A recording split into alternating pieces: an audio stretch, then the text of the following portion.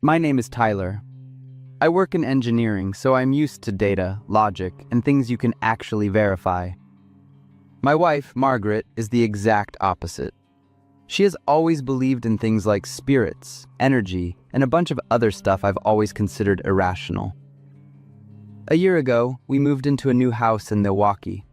It was a quiet neighborhood. We were thrilled to move from our cramped apartment into a place that felt much more open and spacious. But the trouble started only about a week after we moved in. Margaret started suffering from insomnia. At first, she was just tossing and turning, but it quickly turned into her staying awake all night. I would wake up in the middle of the night to find her sitting up in bed, staring intensely at the bedroom door. She claimed she heard noises, but every time I checked, there was nothing there. A few days later, things got worse. She started jumping at every little sound, even the sound of my own footsteps. Then one evening, Margaret insisted there was something in the house with us. I shut her down immediately. Like I said, we see the world through two different lenses. We didn't fight much about it, but I could see the genuine fear in her eyes. About a month after we moved in, Margaret became convinced that a vengeful spirit was living inside our home. Our conversation started getting tense. I tried to explain it logically, telling her she was just stressed from the move and the lack of sleep, but Margaret wouldn't listen. Then one night, something happened that I couldn't explain away. I didn't wake up because of a noise. I woke up because of a vibration. The bed was shaking underneath me. It started light and then got stronger, like someone was trying to heave the mattress. I turned over and panicked when I saw Margaret having a seizure. Her whole body was stiff. Her hands were clutching the sheets, and she was breathing rapidly. I shook her and kept calling her name. It took several seconds before she finally opened her eyes. I saw that ghost again. He was standing right at the foot of the bed, looking at me with eyes full of guilt, she whispered, squeezing my hand tight. I was exhausted from weeks of stress and no sleep, and I finally lost my patience.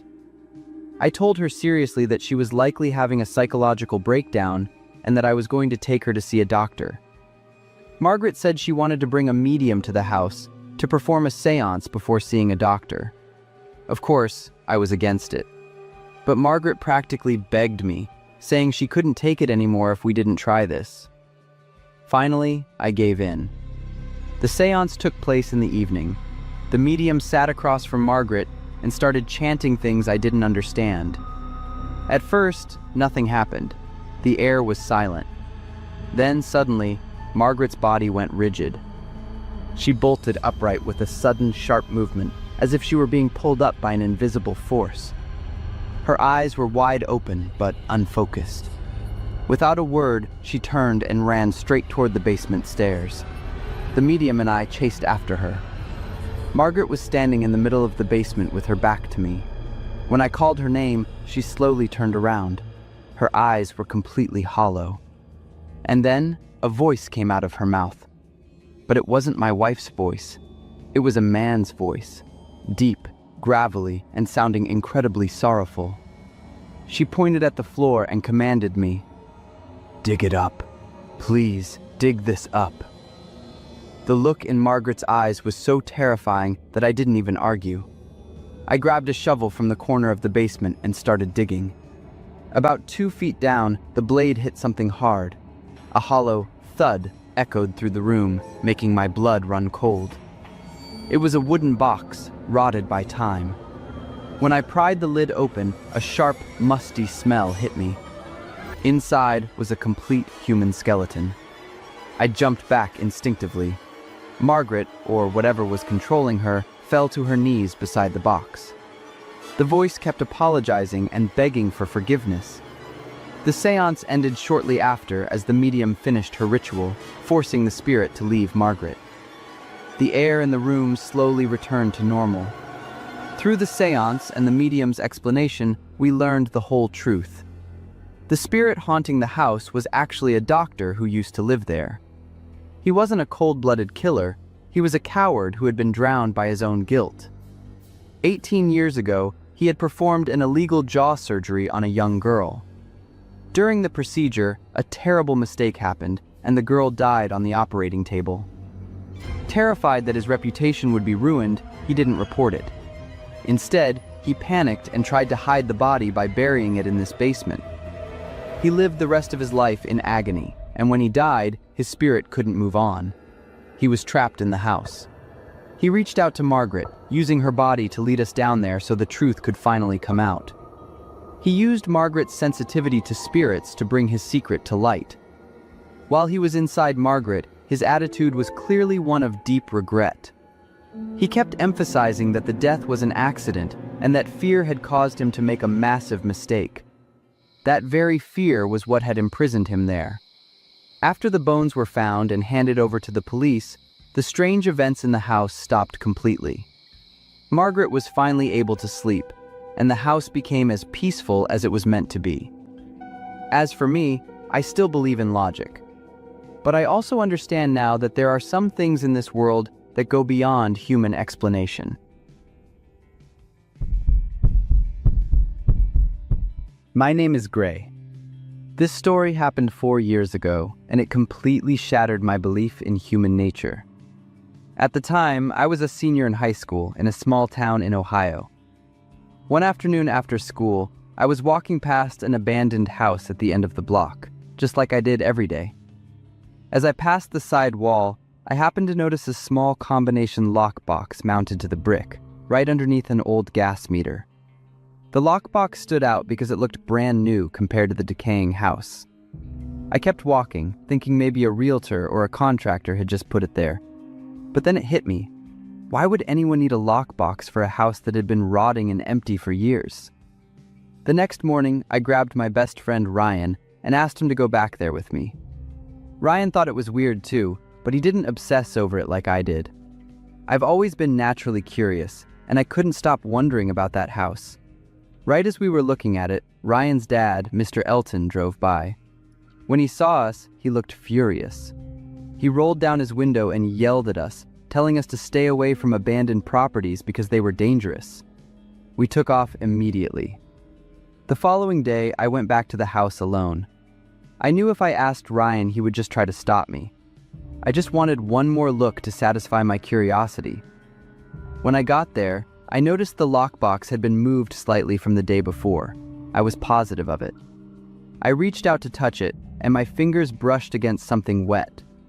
When I looked at my hand, it was smeared with a reddish-brown liquid that smelled exactly like iron. It was blood. I didn't hesitate. I ran straight to the police station to report it. An officer drove back to the house with me to check it out. They looked at the gas meter and the pipes behind the wall, and then gave me an explanation. They said it was just rusty water leaking from the old metal. They didn't even go inside. They just did a quick walk around and concluded there was nothing suspicious. The officer told me to go home and stop hanging around creepy, vacant lots. I left, but I wasn't convinced. A little while later, I circled back, and I was stunned to see Mr. Elton walking toward the abandoned house. I immediately ducked behind some bushes to watch. He walked right up to the lockbox, punched in a code like he'd done it 1,000 times, took out a key, and unlocked the front door. He stepped inside and closed it behind him. I stood there with my head spinning for a few seconds, then decided to wait and see what happened. About 30 minutes later, Mr. Elton walked out looking frustrated. He locked the door, put the key back in the box, and drove away. I waited until his car was out of sight before I approached the box. I tried to remember the movements his fingers made. After a few tries, the box clicked open. I was actually shocked that I had guessed the code. The key was right there. I held it in my hand, staring at the front door. My gut told me to run, but my curiosity won. I unlocked the door and stepped inside. The air inside was thick and suffocating. The first floor was empty and unremarkable, but as I climbed the stairs to the second floor, I started to hear a faint whimpering sound. My heart started thumping against my ribs. It felt like a scene from a horror movie, and I was terrified, but I couldn't turn back. I followed the sound to a room at the end of the hallway. When I pushed the door open, I couldn't believe what I was seeing. 3 girls were chained to the wall. They looked horrific, haggard and terrified. When they saw me, they lunged forward as much as their chains would allow, their eyes pleading. One tried to speak, but no sound came out of her throat. I stood there frozen for a few seconds before my survival instincts kicked in. My hands were shaking so hard I could barely pull out my phone to call 911. Just as I was about to dial, I heard the front door downstairs creak open. Footsteps started thumping on the floorboards below. The girls and I went dead silent. Only one thought went through my head. If Elton was back, we were all dead. As I scrambled to find a place to hide, a voice called out that shocked me even more than the thought of Elton. "I'm sorry I'm late." I stood still for a second and then sprinted down the stairs. I couldn't believe my eyes. Standing in the foyer was Emily, my younger sister. When she saw me, she looked just as confused as I was. I started shouting questions at her, and she told me she had received a letter from Mr. Elton. He had asked her to meet him here privately because he had something important to tell her. She had forgotten about the meeting and showed up almost an hour late. A wave of cold nausea washed over me. If Emily had been on time. I couldn't even finish the thought. 10 minutes later, the neighborhood was filled with sirens. Police and ambulances swarmed the house. The 3 girls were rescued, though they were physically and mentally broken. At the exact same time, another police unit raided Mr. Elton's office and arrested him at his desk in front of all his co-workers. They searched his office and his home, finding a mountain of evidence. The 3 girls he had been holding were all runaways who had been struggling with their families. Elton had lured them in through social media, promising them a place to stay. Instead, he brought them to that abandoned house, chained them up, and used them as his toys. The more I heard, the more disgusted I felt. Mr. Elton was my best friend's dad. I had known him for years. I had respected him, even looked up to him. He used to chat with Emily every time he came to my house to pick up Ryan. Back then, I just thought he was being a friendly neighbor. Now, looking back, I realized the way he looked at her was predatory. The thing that haunts me the most isn't the image of those girls in that upstairs room. It's the fact that my own sister was minutes away from becoming a monster's next victim. Ryan and I haven't spoken since that day. I lost my faith in the kindness of strangers, and I lost a lifelong friendship too.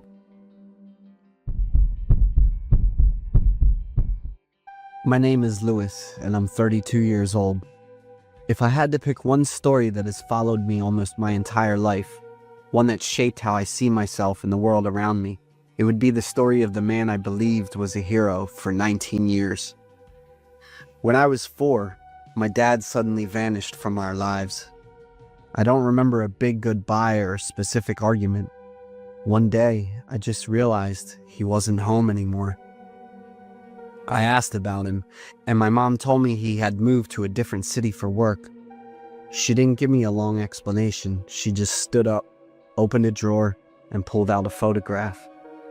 In the photo, a man was wearing bright orange protective gear, standing in front of a shiny red fire truck. He looked exactly like the heroes I saw on TV. "That's your father at work," my mom said. I believed her instantly. I didn't have a single doubt. I felt so proud, I thought my heart would burst. From then on, out of all the things that made me feel special, nothing beat the fact that my dad was a firefighter. To a kid, a firefighter is basically a real-life superhero. However, my dad never called. There were no birthday calls, no cards in the mail. He never showed up for any important events. Every time I asked, my mom had an answer ready. Sometimes he was on a 24-hour shift. Other times the station was dealing with a massive fire and all communication was cut off. I felt disappointed, but the feeling always faded quickly because my mom would give me candy or a cup of hot chocolate. I continued to believe her like a good kid. When I was 12, my mom walked into my room with bloodshot eyes. I had never seen her look like that before. "Your father, he's gone." Those words hit me like a ton of bricks. I just sat there staring at her, my mind completely blank. My mom grabbed me, held me tight, and sobbed. After she calmed down, she handed me a letter. At the top, it clearly said, Phoenix Fire Department.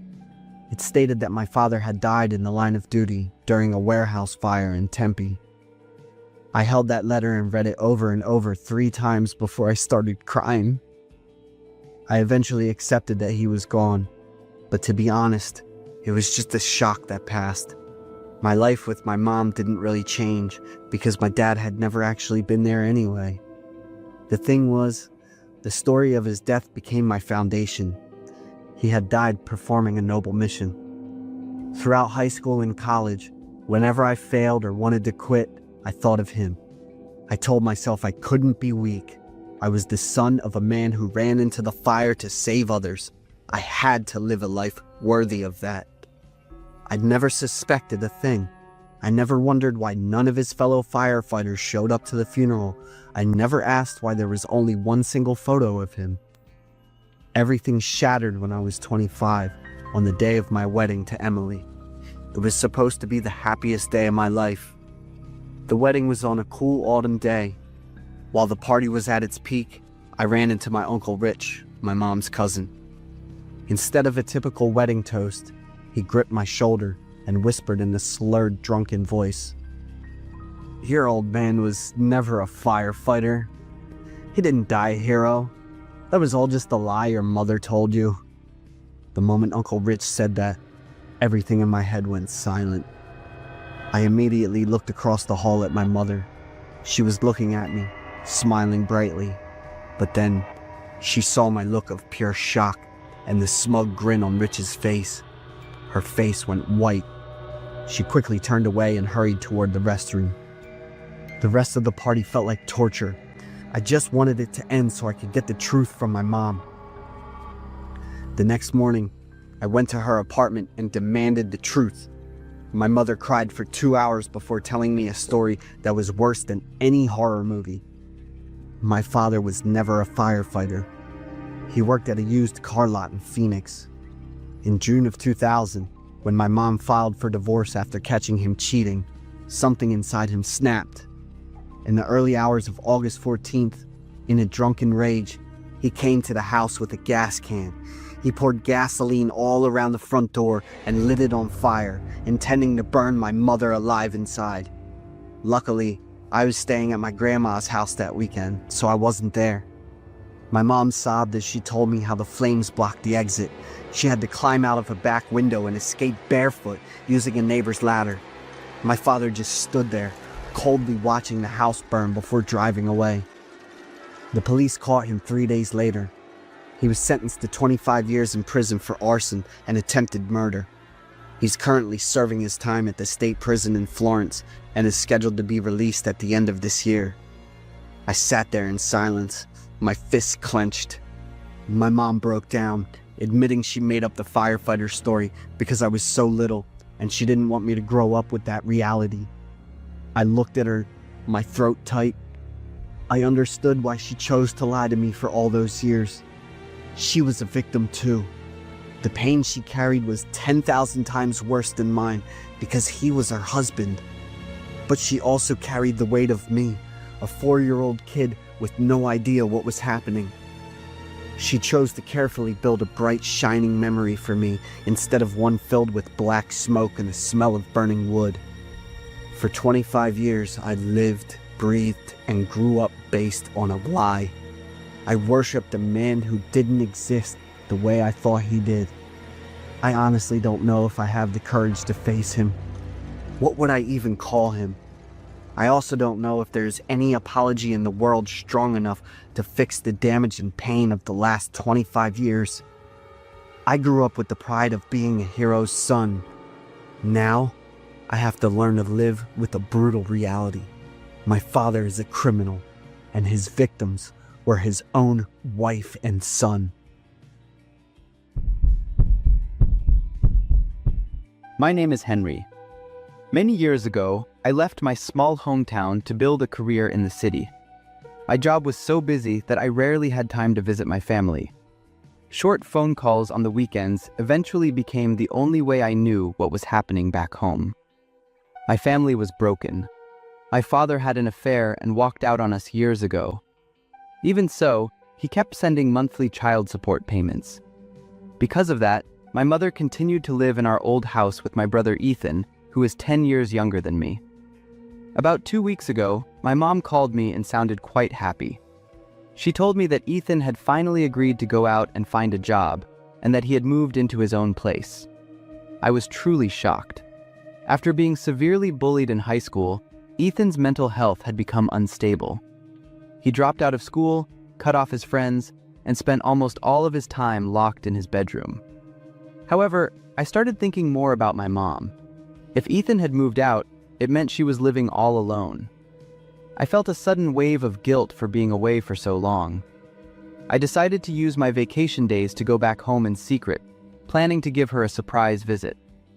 The morning I arrived, my mom opened the door with a look of both shock and joy.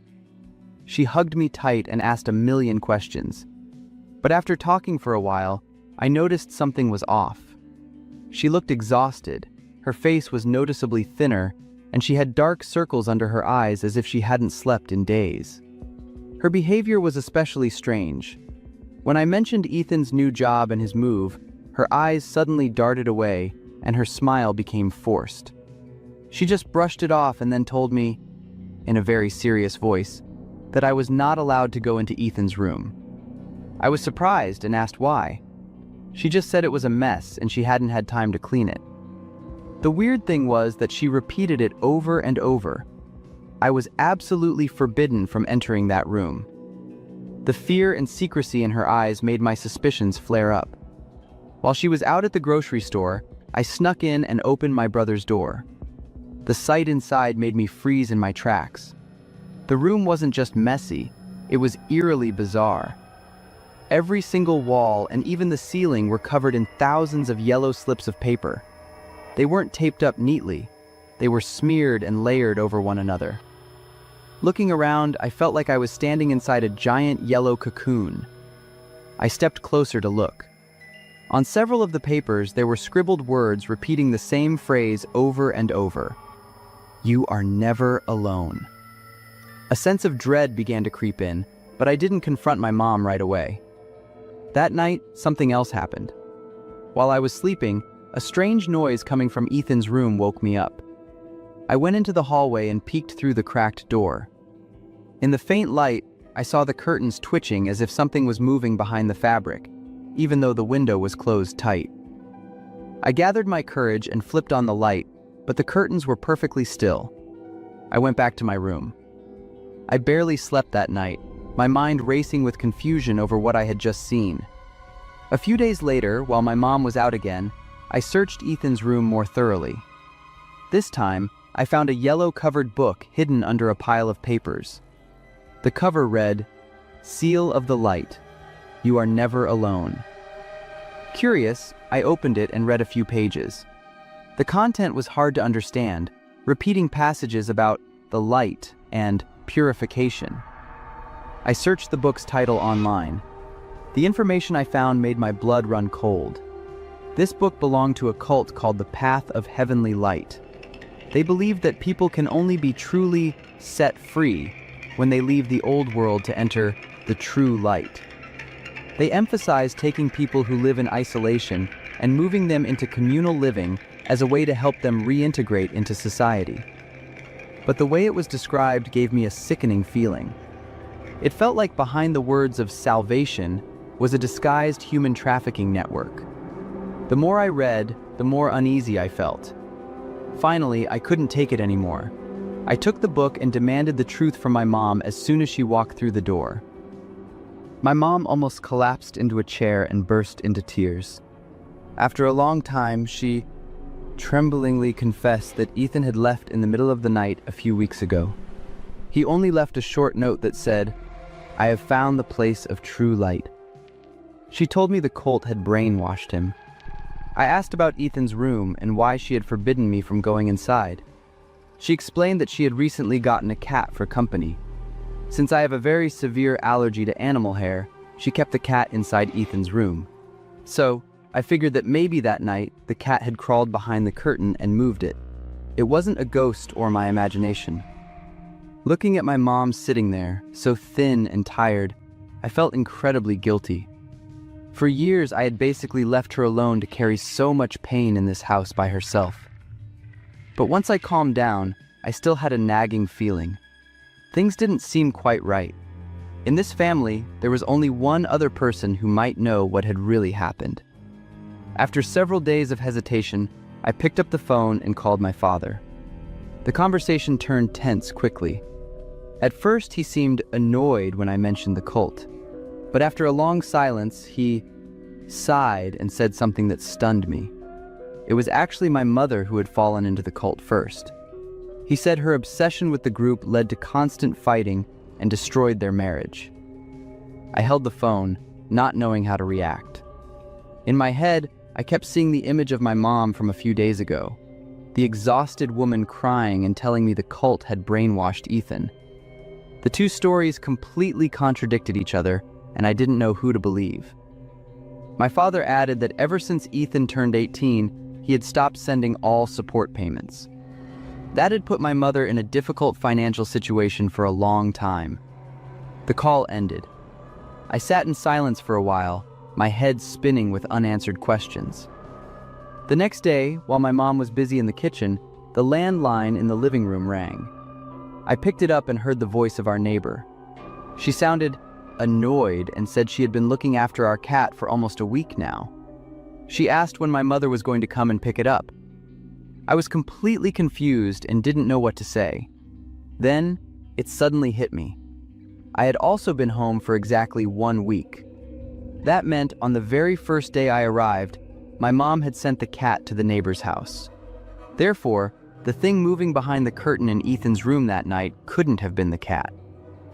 Furthermore, I had walked into that room many times and never had a single allergic reaction. The scattered puzzle pieces in my head began to fall into place. Perhaps that night, it was my mom who had been in Ethan's room performing the rituals the cult taught her.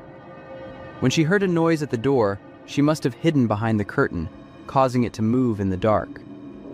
I shuddered as an even more terrifying theory emerged. If what my father said was true, my mother was the one brainwashed by the cult. In her desperation over money and the pressure of life, she might have handed Ethan over to them. In her mind, she might have believed it was the only way to free them both, getting rid of the burden while receiving what she believed was salvation, or perhaps even money. I sat in the living room for a long time. I realized this tragedy wasn't just my mother's fault. Part of it was on me. If I had cared more about my family, maybe things would never have gone this far. I decided to face it all. I need my mother to tell me the truth, no matter how cruel the answer might be.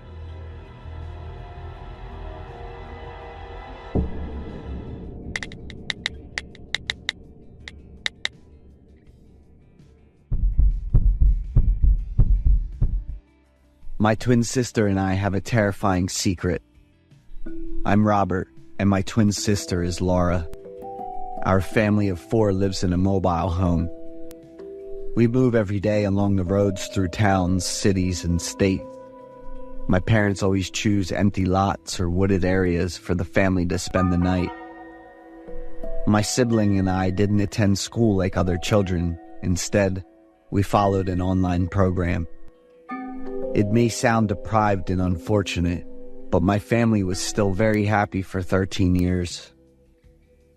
One evening, after our parents went to sleep, my sibling and I snuck into the forest to play. Because we spent 90% of our time in the van, we were very curious about everything around us.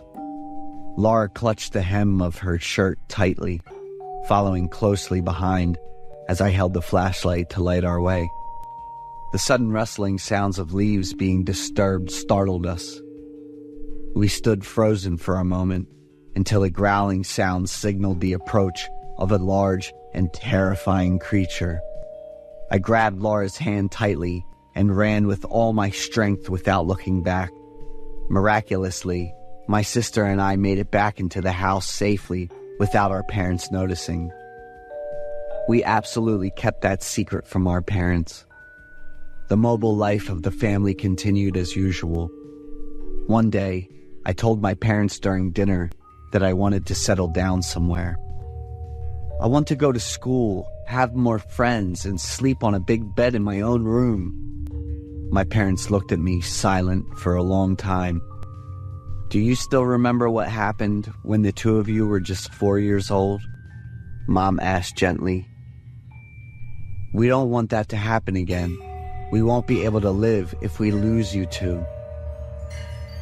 When my twin sister and I were 4 years old, while the family stopped to play at a park, we almost got kidnapped by a man. Since that incident, our parents have been more vigilant about us, and rules were established for us. Laura didn't say anything, although I knew she also shared the same desire as I did.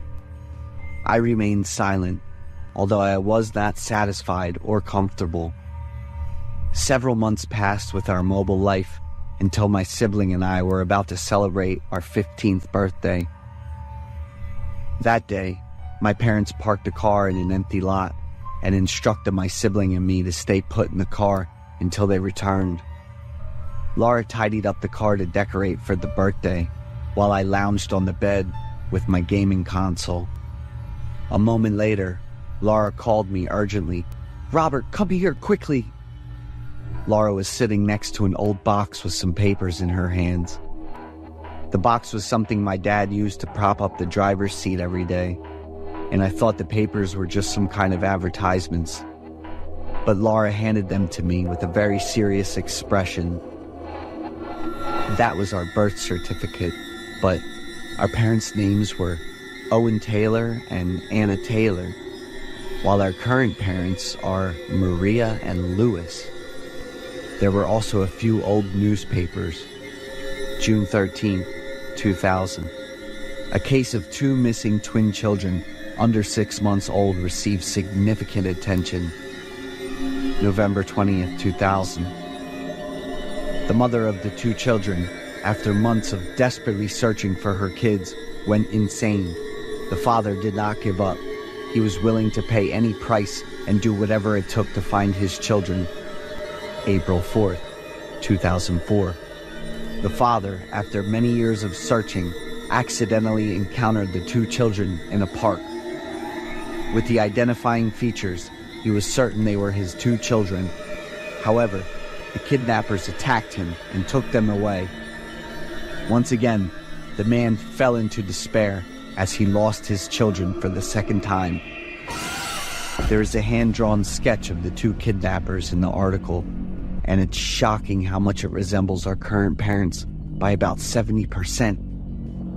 An article also included a letter that the father wrote to his 2 children. Dear Robert and Laura, my beloved children, I don't know where you are right now, but remember that your parents always love you. I will try to find you and bring you back, so please stay healthy. I looked at Laura. Her eyes were red and her body trembled from shock. I didn't think much, grabbing Laura's hand, and ran out of the car, running fast and far to a police station to ask for help. We were kept at the police station for our safety. Laura couldn't stop crying. I knew she was very scared. That very night, a man came to the police station. He looked at us for a long time before kneeling down and bursting into tears. He was our biological father. Our adoptive parents were wanted and captured 2 days later after going into hiding. It was difficult, with feelings of guilt and regret, as we had reported the people who had taken care of us for 15 years. But according to the police, we would soon have been sold by that couple as valuable goods. My brother and I were taken back to our hometown in Ohio, living in the spacious house we had long dreamed of. Although there are still distances and unfamiliarity, we will gradually adjust because we know that this place truly has the love of family. I am Kate, 25 years old, a female graduate student with a peculiar passion for psychological stories. That passion sometimes feels like a curse, haunting me constantly. The house I rent is in a cold suburban area of Michigan, where the winter winds claw at the windows. It's cheap, old, and has a dark basement I rarely visit. But with its low rent and the quiet surroundings perfect for research, I couldn't ask for more. Lately, strange sounds have been appearing at night. The creaking of floorboards, persistent whispers. I assumed it was just the house being too old. One time, I went down to the basement to find some things. The basement door was slightly ajar, even though I was sure I had closed it. A lingering anxiety followed me like a shadow, but I convinced myself it was just my imagination. Then, one night, the power suddenly went out while I was working on my thesis. The house was swallowed by cold darkness. I moved down to the basement, checked the fuse box, searching for the reason the power was out. The flashlight beam shone through the basement door, and I smelled a musty odor rising up. The basement door was slightly ajar again, but this time I was sure I hadn't forgotten to close it.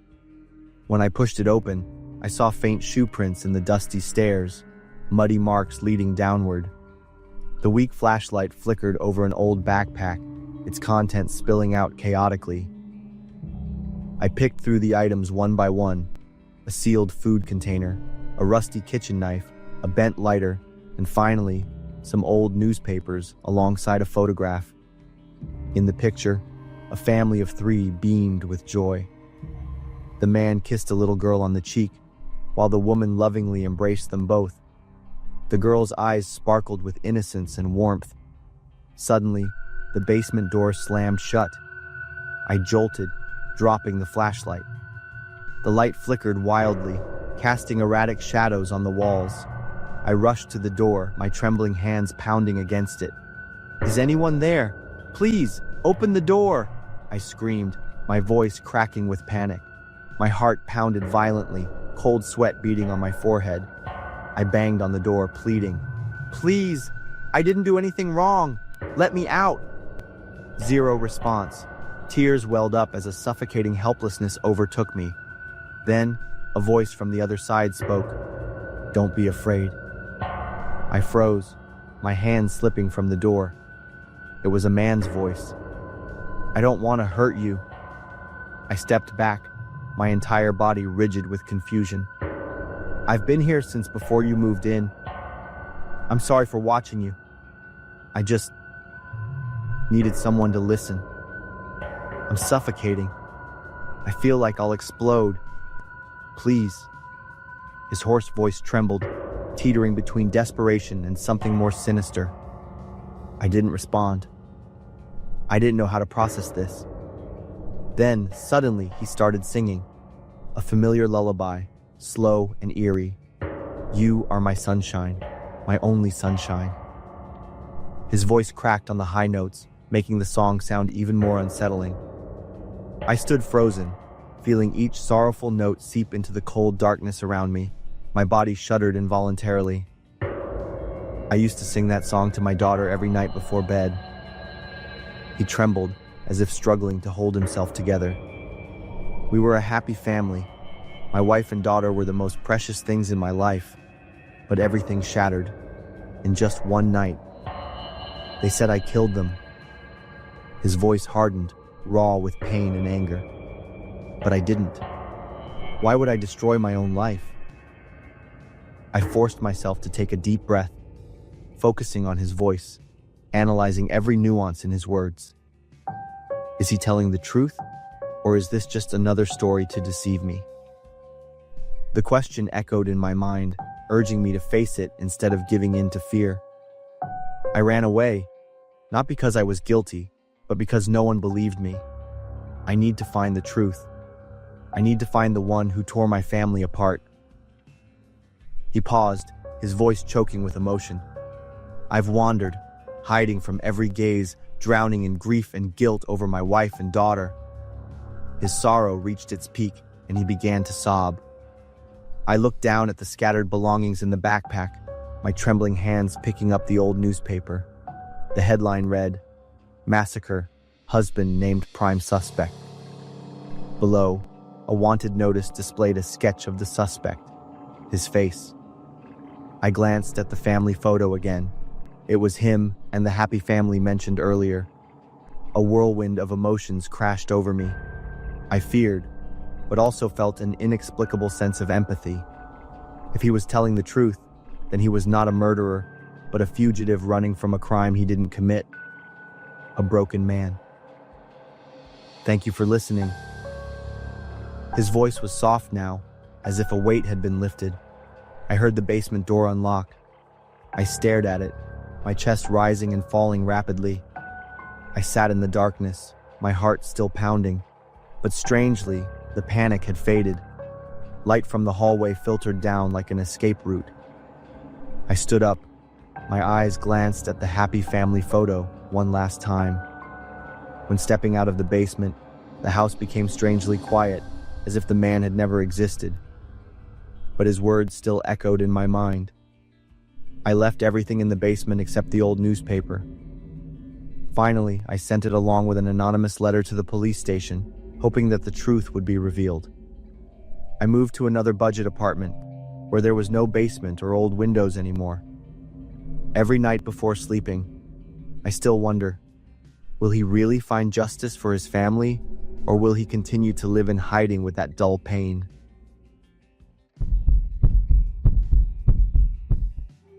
Never in a million years did I think a gift from my boyfriend Ramon would turn into my worst nightmare.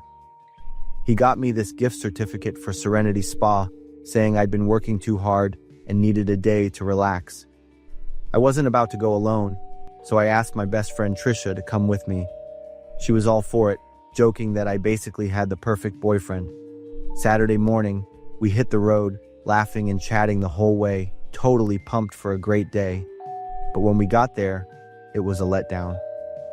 The parking lot was empty, nothing like the fancy pictures on the website. The only car around was this old truck parked near the back door, windshield covered in dust. The Serenity Spa sign was all faded and barely hanging on, swaying in the wind like it was about to give up. We had just stepped out of the car when this woman stumbled out of the spa. Her skin was ghostly pale, eyes blank, like she'd just seen something straight out of a horror movie.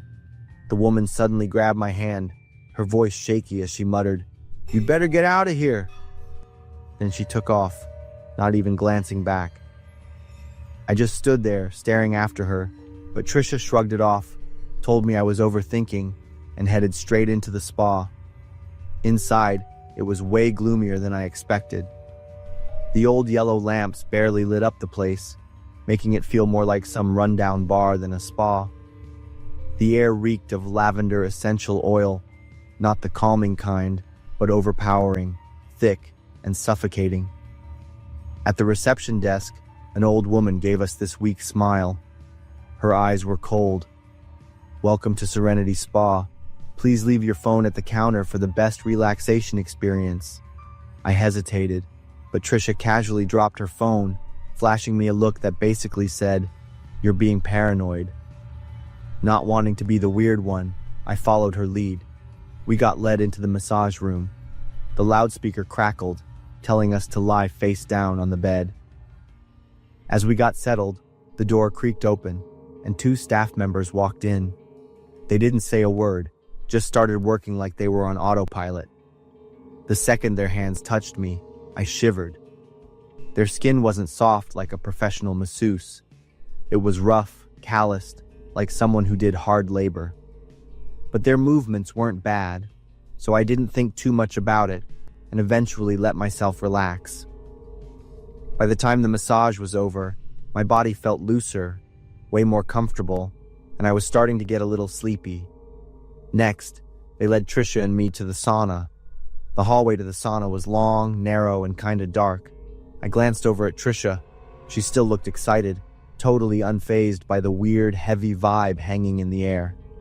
When we got to a big wooden door, the old receptionist stopped and turned to me with this weird smile. I was about to follow Trisha inside when she gently lifted her hand, stopping me. "This way, please." She gestured toward another door. I frowned. She just tilted her head slightly, like she was watching for my reaction. Then, real slow, she said, "We have individual treatments for each client." I turned to Trisha, expecting her to say something, but she just shrugged, totally unbothered. "It's probably just how they do things, chill," she said, patting my hand before heading into the room across from mine. I pressed my lips together and stepped into my sauna, feeling a little uneasy. The room was smaller than I expected, airtight, the wooden walls making it feel even more cramped. Steam filled the space, thick and heavy, settling into my skin. I sat down on a long wooden bench, trying to let my body relax, telling myself it was just my imagination running wild. A few minutes later, this floral scent drifted through the air.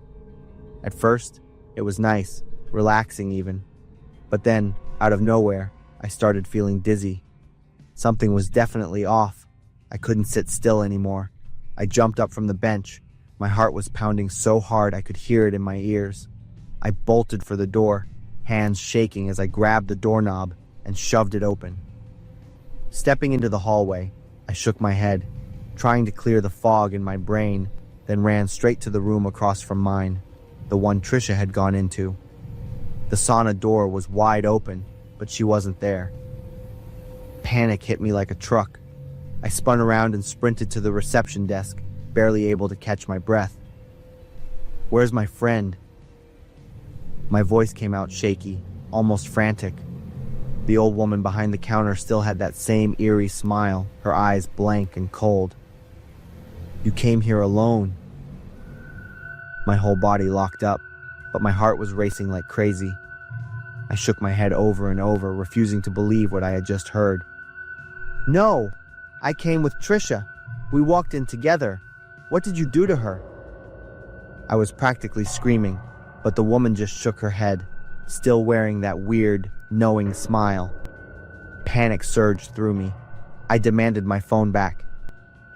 She frowned like I was being a nuisance, then listened to something on her walkie-talkie before reluctantly handing it over. I wasted no time. I called the police. They showed up in about 10 minutes. I told them everything, pointing at the reception desk where the woman still stood, completely still, and then toward the sauna room. One officer stayed to talk to me, while the other went over to check the security footage. The screen flickered on, and I watched. There I was, pushing open the door, walking down the hallway, stopping at the front desk, chatting with the receptionist, taking the gift certificate, and heading to the changing room. But it was just me, no Trisha. How the hell was this possible? I knew she was with me. I heard her laughing in the car, and yet in this video she didn't exist. I stumbled back, feeling like the ground beneath me was crumbling, dragging me into a nightmare I couldn't wake up from. I yelled at them to check again, begged them to look closer, but all I got were pitying glances from the policemen.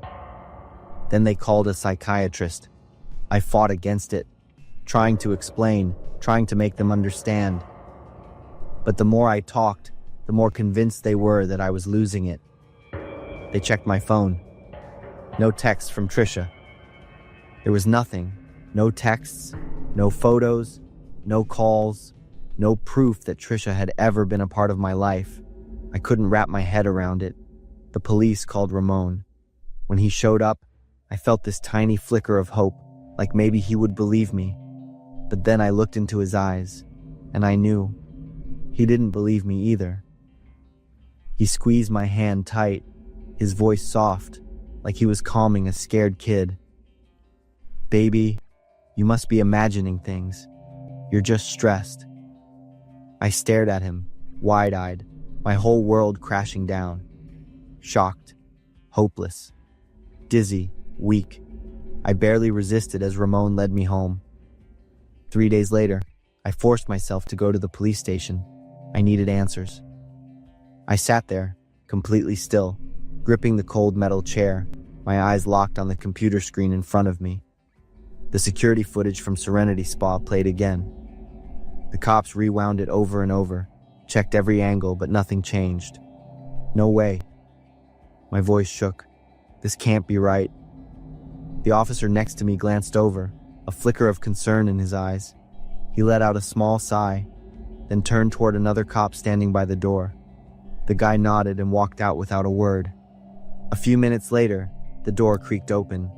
A woman in a white coat stepped inside. "Hello, Vanessa. I'm Dr. Carter, the police department's psychologist." My whole body went stiff. It felt like I was slowly sinking into freezing water, my breath catching in my throat. They thought I was crazy. "No!" I shook my head hard. "No, I'm not crazy. Trisha was there. She was with me. I remember. Please, you have to believe me." I broke down again. My nerves stretched so thin they felt like they were about to snap. Helpless, trapped. I screamed just to get it all out. The months after that were a blur. The doctor put me on sedatives. Ramon never left my side, taking care of me like I was fragile. My family hovered, worried sick, so I learned to fake it. I pretended I didn't remember what happened at Serenity Spa. Pretended I really was losing my mind. Pretended it was all just some hallucination. Only then did they stop looking at me with pity. Only then did they stop forcing me into endless therapy sessions. One afternoon, I was sitting in the living room, half watching TV, when a news report came on. A bizarre accident in front of the police station. A woman, dead, her body mutilated. I couldn't look away from the screen. It was her, the same woman who had stumbled out of Serenity Spa that day.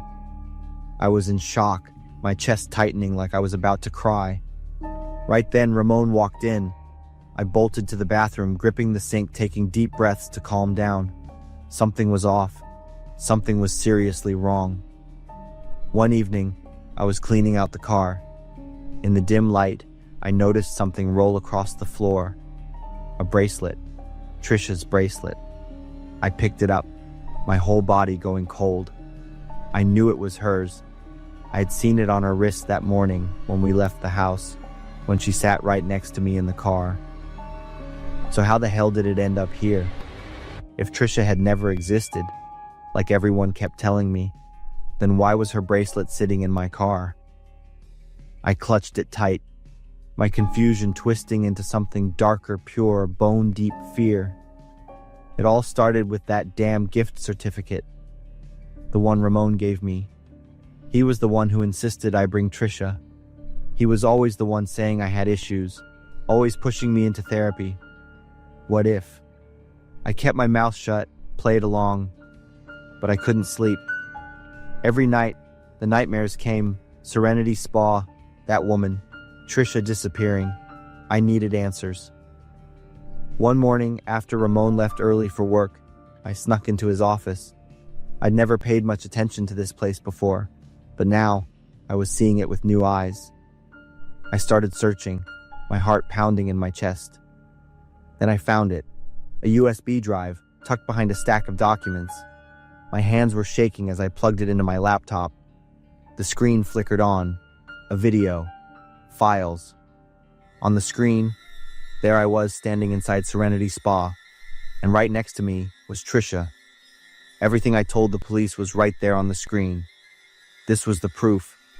I wasn't crazy, but what really shattered me was the last file. It was a list of names, each with a date next to it. Women, customers, victims, goods. I scrolled through the list, and my world fell apart when I saw a familiar name, Trisha. The date next to her name was the exact day we went to Serenity Spa. Ramon had lied to me. He knew exactly what Serenity Spa was. He was part of it, which meant I had been living with a monster. I sent the video and the victim list to everyone I could, my parents, my friends, my co-workers, the police. I didn't have time. I had no idea how closely Ramon had been watching me, or how many hidden cameras were in this apartment. One thing was clear, I had to disappear before he found out I knew the truth. But as soon as I stepped out the door, Ramon was there, standing with that twisted smile, half amused, half furious. "I was just a tool for you to cover up your mess, and soon I'd be just another piece of merchandise like them, right?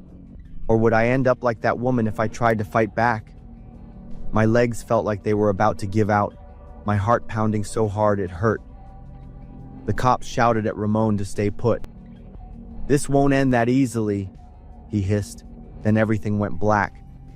But even as I passed out, I knew I was safe. I woke up in the hospital and started writing all of this down. The case was still under investigation. Ramon and his accomplices had chosen to stay quiet. No one knew where Trisha or the other victims were, or if they were even still alive. But I refused to give up hope. I thought I'd gotten a great deal on a house until I discovered the horrifying secret hidden inside. I'm Maya, a freelance designer. In March of last year, I decided to leave Los Angeles. City life had exhausted me. The endless traffic, skyrocketing rent, and the feeling of loneliness in a city of millions. I wanted to find a quiet place, a small town in Northern California, to start a new life. I finally chose a small town called Grass Valley, nestled among the pine forests of the Sierra Nevada. On Craigslist, I found a house for an unbelievably low price. I called the seller immediately. "Hi, I'm Will," a tired voice answered. I asked about the house, and he explained that it was old in a secluded area, and he wanted to sell it quickly. Will emphasized that he only accepted cash because he didn't trust banks or real estate agents. I scheduled a time to see the house before making a decision. A few days later, I drove 3 hours from Los Angeles to Grass Valley to see the house. Will was a middle-aged man with an unapproachable demeanor. The house was old but sturdy, surrounded by many trees and about 5 miles from town. When I asked him why he was selling it so cheaply, Will was silent for a moment, then said, "My wife, Ella, disappeared 2 months ago. I'm desperate to find her. Everything in this house reminds me of Ella, and I just can't stay here anymore." I was quiet after hearing Will's story, feeling sympathy for him instead of the unapproachable feeling I had at first. As Will showed me around the house, I heard a faint scratching sound from inside a wall somewhere. "What's that?" Will shrugged. "Squirrels and mice. They've been a problem for years. It's because of all the trees around here." Will generously offered to include all the tools and building materials if I agreed to buy the house, since he didn't need them anymore. I signed the contract that same day and gave Will the full amount in cash. Before he left, he stood there for a long time, looking around as if he was very attached to the place. 3 days later, I moved in with my best friend Levi to help me fix up the house. Levi is a contractor, so I completely trusted him to make all the decisions. On the first day, we planned to repaint the living room. As we took down all the items hanging on the walls, I noticed a picture of a woman with long hair. This must have been Ella, the wife Will mentioned. I carefully put the picture in a corner. When we started painting the walls, the scratching sound returned. This time it was louder and more frantic. "That animal sounds pretty big and strong," Levi said. "We should probably call a service to handle it." We turned on some music to drown out the noise and continued our work. By the third day, as we were cleaning out the basement, I heard a faint sound, like someone crying. "Did you hear that?" I asked Levi. He stopped what he was doing and listened. "It's probably just the wind." But the next day, the crying returned, along with some screaming. At this point, we started to feel uneasy, but I had put all my money into this house. I had no choice but to continue with my plan. The next day, while doing some repairs in the basement, we discovered a wall that looked strange. The bricks and mortar were newer than the rest. "This wall was built recently," Levi said, touching the surface. "There might be another room behind it." After some discussion, we decided to break down the wall. After nearly an hour, we had created a large enough opening for us to go inside. Levi went first, shining his flashlight. Immediately, we were hit by an overwhelming stench. The flashlight beam swept around the room. We realized it was a small, windowless room with a low ceiling. Then I noticed the long brown hair of a woman. She was lying face down on the concrete floor, her body curled up. I screamed, clutching onto Levi, my heart pounding. He was also panicked and quickly shined the flashlight into another corner. But by doing so, we accidentally discovered the next horror. In the opposite corner, another woman was sitting, leaning against the wall, her head bowed.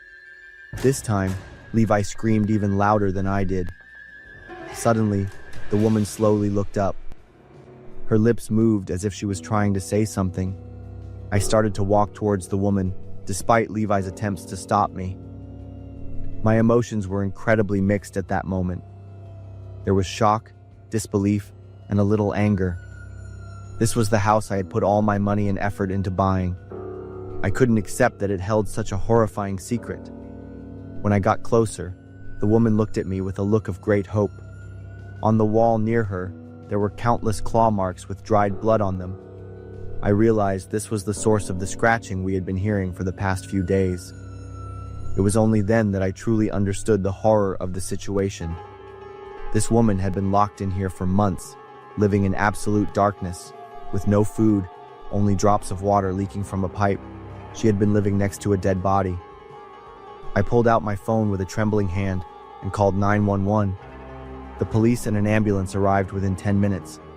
They took the surviving woman to the hospital immediately and secured the scene. I sank into a chair and buried my face in my hands, crying. I knew I had been scammed, and all my plans and dreams were shattered. Levi sat down and comforted me for a long time. That day, the police arranged for us to stay somewhere else. 2 days later, the investigating officer called me. The woman who survived is Ella Thompson, the wife of Will Thompson, the man who sold me the house. The woman who died is Anna Kim, 24 years old. Ella had told us the whole truth. Anna Kim had come to the house to demand that Will leave his wife and marry her, threatening to tell Ella everything. Will killed Anna in a fit of rage, and when Ella threatened to call the police, he locked both of them in the room and sealed the wall. I felt stunned and cried a lot again when I learned the whole truth. Will was arrested at a motel in Sacramento. He confessed to murder and unlawful imprisonment. Ella recovered after 3 weeks of treatment at the hospital. As for me, I put the house back up for sale after having everything in the basement completely cleaned out. I'm living in a small apartment now. I learned an expensive lesson. Nothing is cheap and good in this world, and certainly nothing is free. My name is Carrie. When I was a kid, a babysitter would often watch me. She was the daughter of one of my dad's coworkers. At the time, I really disliked her. She was a terrible babysitter. I had other babysitters that I liked, so I knew how bad she was. She didn't seem to want to do the job at all. She was always overly strict with me, only caring about following my parents' rules. I was used to having to yell out and announce that I was coming downstairs whenever I wanted to get a glass of water after bedtime. I didn't even dare to turn on my nightlight because she required me to sleep with my door open so she could easily check on me at any time. However, one night when she came over, she seemed different. I remember my parents told her that it was okay to go home if she wasn't feeling well. She refused, just saying that she was a little tired and would take a nap after she got me to bed. And indeed, she looked very tired. She was dozing off while I was eating dinner. To be honest, her carelessness made me much more comfortable than usual. I thought that if she was like this every time she watched me in the future, I wouldn't have to be afraid every time she came over. She even forgot to get me to bed on time, so I had an extra 45 minutes of TV time while she dozed off on the sofa. Her hand was even in the position of scrolling on her phone. That made me laugh with delight. She finally woke up and told me to go to bed. It was strange that she didn't show any annoyance when she saw me bending the rules. A few hours later, I woke up and was very thirsty. I poked my head into the hallway and started to call for her. I asked for permission to go downstairs to get a glass of water, as we had agreed. But for the first time, I didn't hear an answer. There were no familiar lines like, "Oh my God, what do you want now?" or "Go back to sleep, kid." Nothing, except for the buzzing of the TV downstairs. I thought it was strange. I thought something was wrong. So, I decided to go downstairs to look for her without permission. I saw that the bathroom door was closed and the light was on. That told me she was in there. I stood in front of the bathroom door for a few seconds. I was really worried about getting in trouble for being downstairs after bedtime. But then, I suddenly remembered that she hadn't been feeling well since she arrived. I thought maybe something had happened to her. I knocked on the door and called her name again.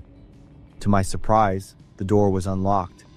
It's very strange to go to the bathroom without locking the door, right? I knew something was wrong. So, I pushed the door open. She was sitting there near the toilet. The toilet lid was down. She was leaning against the wall with something sticking out of her arm. I didn't know what it was until I was older. At the time, I didn't know anything about drugs. And there was a syringe in her arm. So I thought she was sleeping and didn't want to wake her up. I just got my glass of water and went back to bed to continue sleeping. The next thing I knew, I was woken up by my mom's scream the next morning. The rest of the event is a blur to me. Flashing blue and red lights outside, phone calls and crying. My parents seemed to try to forget the whole thing. They never hired another babysitter. It wasn't until later that I learned they acted that way to hide something.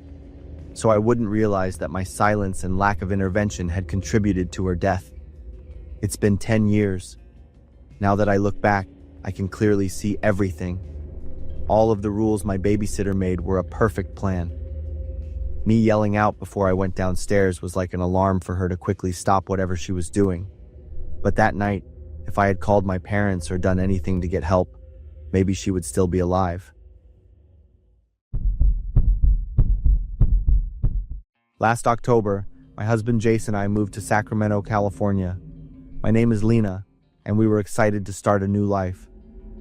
Our neighbors to the right, Thorne and Mara, seemed to be around our age. We hoped we'd become good friends. The first week was peaceful. I was busy setting up the house and planting some flowers on the porch. I loved the sense of calm after years of living in a tiny apartment in Los Angeles. It was the best time before everything went downhill. Strange things began to happen about a month after we moved in. One night, I woke up to the sound of a woman sobbing. I nudged Jace, but he was fast asleep, so I just lay there and listened. The crying went on for a while, and then suddenly stopped. I didn't think much of it at the time and went back to sleep. The next morning, I saw Mara at the grocery store. She was pushing her cart carefully, constantly looking over her shoulder. Her eyes were red like she'd been crying, and her hands were trembling as she reached for a carton of milk. When I said hello, she jumped and looked at me with a panicked expression. It took her a few seconds to recognize me. She tried to smile, but it couldn't hide the fear on her thin face. When I got home, I told Jace about the strange encounter. From that point on, we started paying closer attention to the noises from next door. Over the next few days, the crying happened more often.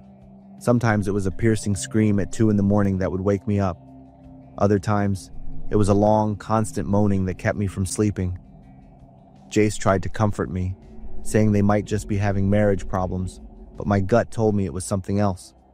One weekend afternoon, I decided to take a box of homemade muffins over to their house. Mara opened the door just a crack. I immediately noticed bruises on her arms. When I asked if she needed any help, she just mumbled, "Thank you," and said she was fine before closing the door. That night, the noise from next door was worse than ever. There was screaming, things breaking, and a terrible argument that made me shake with fear. I begged Jace to call the police, but he said they probably needed some time to work things out and we shouldn't get involved. But I really wanted to help Mara. The next week, I went to visit Mara again. This time, she invited me in for tea. She began telling me about her terrible nightmares. She described being trapped in a dark place with dirt falling into her eyes and mouth. She said she tried to scratch the dirt away to escape, but the more she scratched, the more dirt fell. While she was talking, I took a closer look at the bruises on her arms. I was shocked to see they didn't look like bruises from being hit. They looked like deep scratches she had made herself. That day, Jace came home and told me in a serious tone not to go to Mara's house again. "I don't know what's happening over there, but I have a bad feeling about it, and I don't want you to get mixed up in it." I listened to him, but my heart ached for Mara. She needed a friend, someone to understand what she was going through. But that Friday night, everything changed, and I finally understood why Jace was so worried. Around 1 a.m., I woke up to a sound from next door, but this time it was different. It was like someone was laughing and crying at the same time. Jace woke up too. He grabbed my hand as the moaning grew louder and more distorted. Suddenly, a piercing scream rang out. I recognized it as Mara's voice. Jace threw on a shirt and ran outside. I followed him. Jace knocked on the door hard, and Thorn opened it. He looked exhausted. His eyes were bloodshot, like he hadn't slept in days. He apologized for the noise and said Mara wasn't feeling well. Just then, we heard a moan from the living room, followed by a painful cry in Mara's voice. "Leave me alone!" "I can't take it anymore." Thorn's face went pale. He tried to close the door, but Jace had already peeked inside. I also caught a glimpse of a sight I will never forget. Mara was on the floor on her knees. Her hands and feet were in chains, her clothes were torn, and her hair was a mess. But the worst part was her fingers. They were bent backward, and her nails were caked in black blood. Mara was clawing at the wooden floor, making a horrible scratching sound. When she saw us, she looked up with all white eyes and a chilling smile. Thorn rushed to her, begged her to stop, and then turned back to us, begging us to go home. Jace pulled me back to our house. I was shaking and couldn't say a word. We lay in bed, too afraid to sleep. A few days later, Thorn came to our door. He looked completely different. He was thin, and his eyes were hollow. We invited him in, and he nervously told us the whole story. They had been married for a year. Everything was great at first, but then Mara started having terrible nightmares. She began hurting herself. Some nights she would scream and speak in a language Thorn had never heard before. The sounds didn't even seem human. Thorn had taken Mara to the doctor, but they only diagnosed her with a mental disorder.